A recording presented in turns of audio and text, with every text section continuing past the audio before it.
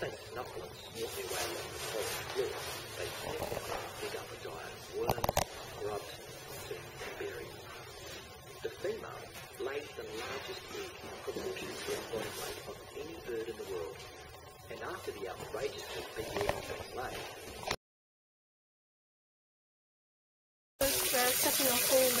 right, this is called a Kia, K-E-A, which apparently is a bit of a parasite of a bird. It's ripped windscreen wipers off your windscreen. It's rather a nice looking bird actually, I think. There was another one, where was the other one? Oh, there's one up in the tree there. Oh, very good. Yes. Alright. You'll see them on the mountain when you see them. Right. Right. Okay. There you go, mate. This is the black stilt. No, we have a little stilt. Except you've only got one in there, and he is the one with the black. I can't even get him now. He's the one with the black head, and the black beak. Oh, there he is, right over there on the shore. He's...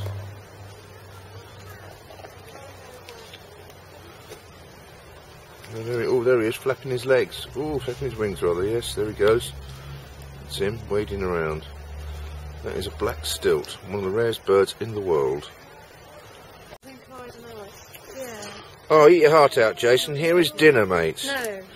The nearest you're going to get to a fish, Jace. Look at this, mate. See? There it is, dinner. Sadly, I can't bring one home for you. I would if I could. But there you go, mate. Right, this is the Kiwi Wildlife Centre, which shows all the bird life, which we've just been walking round. It's Jamie trying to jump up and touch my camera, but she's failing miserably, I'm glad to say. And I'm just showing you around the wildlife park. There's a good pond down there. And my grandchildren are being a pain in the backside. But never mind, we'll get over that in a minute. And we just thought we'd show you around that. And what are you trying to do there, Jamie? Knock the camera. Right, knock my camera over. Yeah, well, okay. Right. Rearrange the following well-known sentence. Pain backside am I. More of a setting of where the bird life park is. It's quite pretty actually. Right underneath the mountain here. There you go. Throughout the country. But today, unfortunately, you've been pretty lucky to see one of these guys out in the wild. They're all but gone from the main two islands, and they exist mostly on our offshore islands. So there's quite a few reasons for their decline. Firstly, back in the day, our early farmers, they really didn't like the kakariki.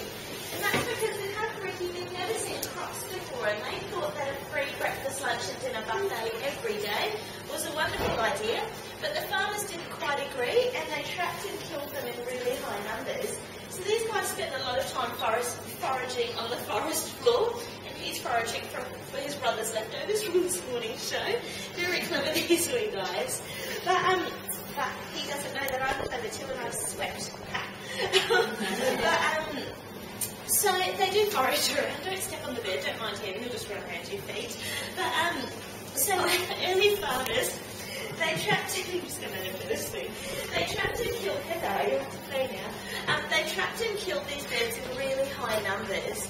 And those same farmers, they also cut down a lot of our old growth forest, which is the stuff that these guys love to nest in. So they won't build nests, they love to nest in the hollows of old trees. So with a lot of our old growth forest being cut down, they're running out of those places to nest in. So, bit of a problem. So this guy, he knows exactly what to do if there's a falcon lurking. We do have a falcon that's set up on the hillside, so they'll definitely let you know if there's something around. But if a cat or a stoat sneaks up behind him, tuatara. So this lovely tuatara, this is Brutus, which is a lovely name, but it turns out Brutus is actually a girl, so we need to work on changing Brutus's name. But Brutus laid her an egg this year, which alerted us to the fact that she is in fact a female. These guys, their eggs are hatched temperature dependent, and she was hatched along with her siblings at 18 degrees, which is meant to be boys, but she didn't quite get that memo. But anyway, so these guys, they're an incredible animal, and I know she does look a bit like a boring old lizard, like a bearded dragon or an iguana, but she's actually something totally different. And to give you an idea of just how special this wee lady is, in the wheel today we've got 4 groups that make up our reptiles. So one group has your lizards and snakes, another group has crocodiles and alligators, a third group has turtles and tortoises, and the 4th group only has tuatara in it. So they're really, really special, definitely worth looking after. So they've got lots and lots of features which make them so unique. I won't go into all of them, but one of the coolest features is that they've got one of the best developed third eyes in the animal world. So just under my finger, just under there, under the skin, she's got what's left of a third eye. So it's not a regular eye like those two, it's called a pineal eye, and it senses light and dark, but it still has a lens, it has a retina, and it is chemically attached to the brain. Now there's a couple of theories as to why you might need a light-sensitive third eye on top of your head. One is that we only have those aerial predators in New Zealand, so having something that tells you when something's passing across, that's probably a pretty good feature. And these guys have been on Earth for 235 million years. So they predate T-Rex by about 100 million years, and they survived those ice ages that wiped out the rest of the dinosaurs. So because of that, scientists also think that we don't actually know what UV levels were like in New Zealand sort of 200 odd million years ago, so that may have been another way for them to help get more UV light to their body. The problem comes though, is people don't often think these things through. They're a bit of an impulse buy. They're a gorgeous bird and just so cute at the shop, so they take them home. And before long, we'll find that lorikeets need more than 5 minutes a day after work or school. They're really smart, which means they get really bored if they're not being looked after well. And a bored lorikeet is an absolute nightmare. Before you know it, you'll be getting noise complaints from your neighbours.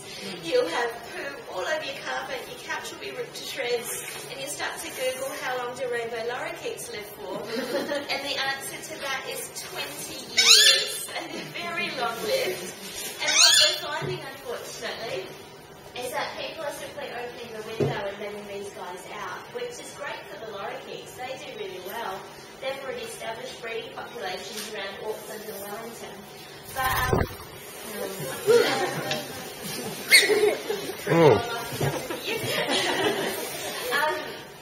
but it's not so good for our native animals that are already having a little bit of a rough time. I didn't get that, damn it. So these guys, they're big bullies basically. They're really good at surviving. So they eat nectar, so they get into all those nectar sources before all our other animals can. And that's things like the tui, the bellbird, and a really rare bird we have here called the stitchbird that all eat the same food, as birds like Bo. And these guys are also really lazy. So come the breeding season, rather than build their own nest, these guys will simply cruise the neighbourhood.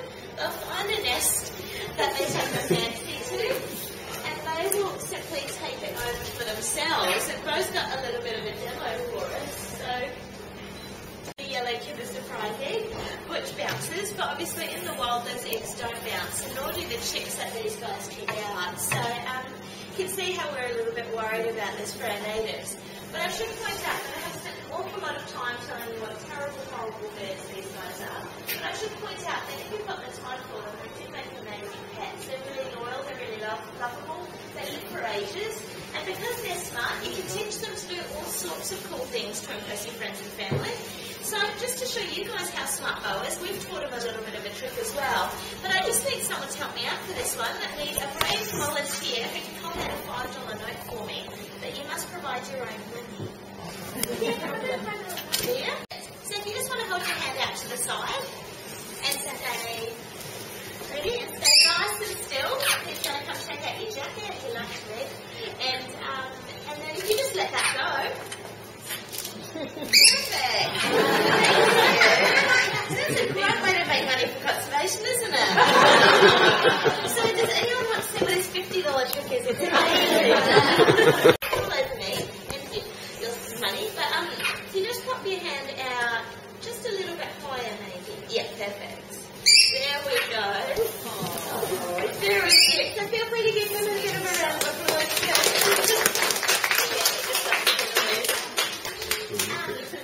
Managed to get food on his back. So you get the idea. They do make great